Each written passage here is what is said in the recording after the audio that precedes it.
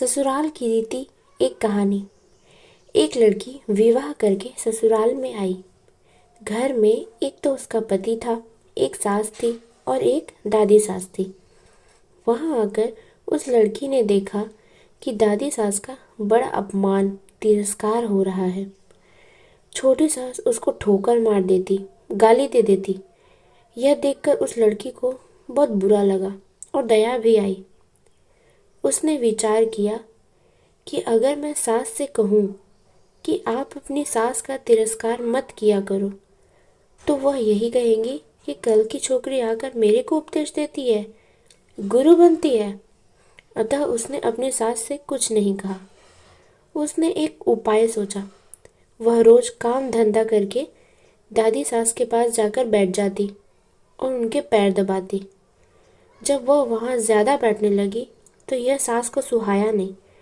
एक दिन सास ने उससे पूछा कि बहू वहाँ क्यों जा बैठी। लड़की ने कहा कि बोलो, काम बताओ। सास बोली कि काम क्या बताएं, तू वहाँ क्यों जाकर बैठी। लड़की बोली, मेरे पिताजी ने कहा था कि जवान लड़कियों के साथ तो कभी बैठना नहीं, जवान लड़कियों के साथ भी कभी मत बैठना। जो घर में बड़े बूढ़े हों उनके पास बैठना, उनसे शिक्षा लेना। हमारे घर में सबसे बूढ़ी ये ही हैं, और किसके पास बैठूं? मेरे पिताजी ने कहा था कि वहाँ हमारे घर की रिवाज नहीं चलेगी, वहाँ तो तेरे ससुराल की रिवाज चलेगी। मेरे को यहाँ की रिवाज सीखनी है, इसलिए मैं उनसे पूछती हूँ कि मेरी सास आपकी सेवा कैसे करती है।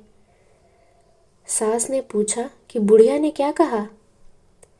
वह बोली कि दादी जी कहती हैं कि यह मेरे को ठोकर नहीं मारे, गाली नहीं दे, तो मैं सेवा ही मान लूँ।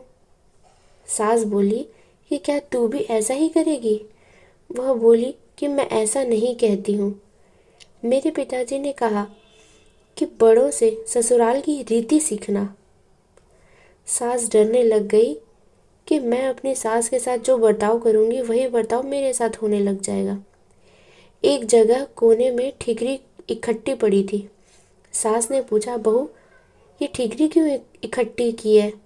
लड़की ने कहा, आप दादाजी को ठीकरी में भोजन दिया करती हो, इसलिए मैंने पहले ही जमा कर ली। तू मेरे को ठीकरी में भोजन कराएगी क्या। मेरे पिताजी ने कहा कि तेरे वहाँ की रीति चलेगी, यह रीति थोड़ी ही है। तो फिर आप ठीकरी में क्यों देती हो। थाली कौन मांजे। थाली तो मैं मांज दूंगी। तो तू थाली में दिया कर, ठीकरी उठाकर बाहर फेंक। अब बूढ़ी माँ जी को थाली में भोजन मिलने लगा। सबको भोजन देने के बाद जो बाकी बचे वह खिचड़ी की खुरचन, कंकड़ वाली दाल माँ जी को दी जाती थी। लड़की उसको हाथ में लाकर देखने लगी। सास ने पूछा, बहू क्या देखती हो।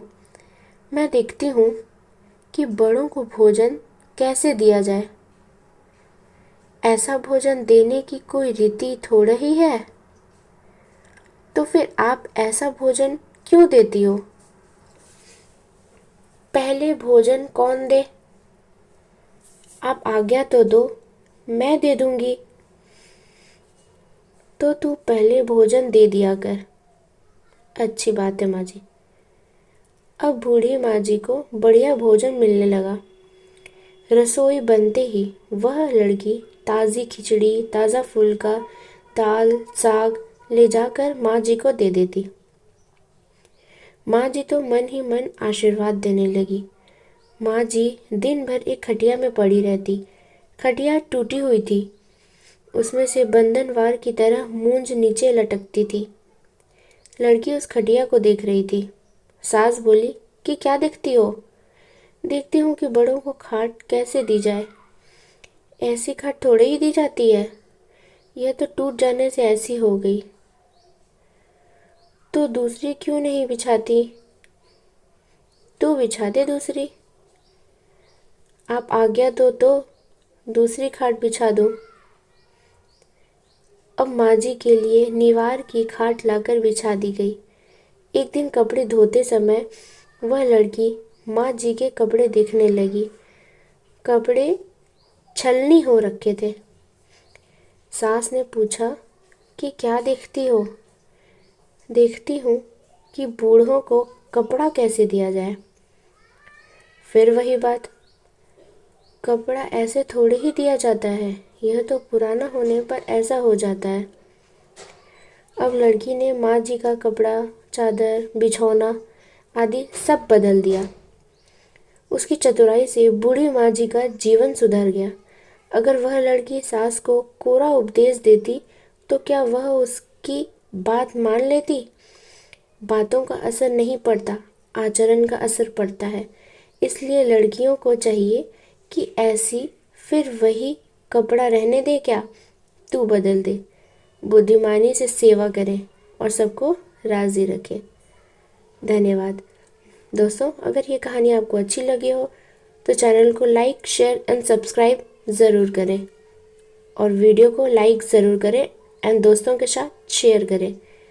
Thank you.